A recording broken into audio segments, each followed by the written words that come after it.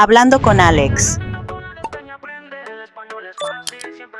Hi everyone, and welcome back. Today, we're going to talk about something really important when learning Spanish: gender. So grab your notebook, and let's get started. To start talking about feminine and masculine in Spanish, I need to ask you something. Do you know what a noun is?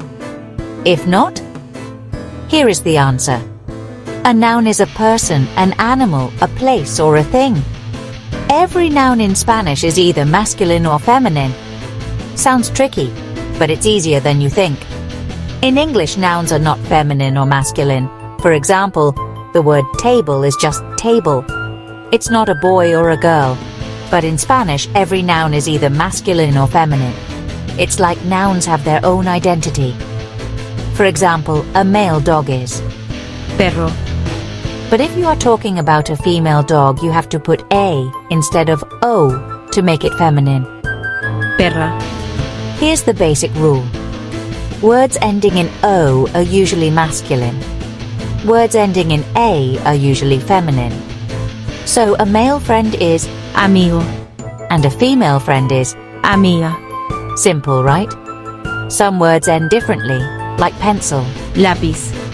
So, mainly words are masculine if the last vowel is E, I, O, U. But of course, there are a few curveballs. There are some exceptions like Mano. hand is feminine, even though it ends with O. Now we need to talk about the article the.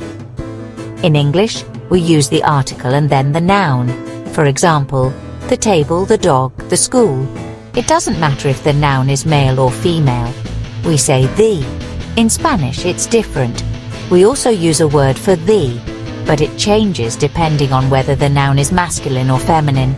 For example, the dog, El perro. or the house. La casa.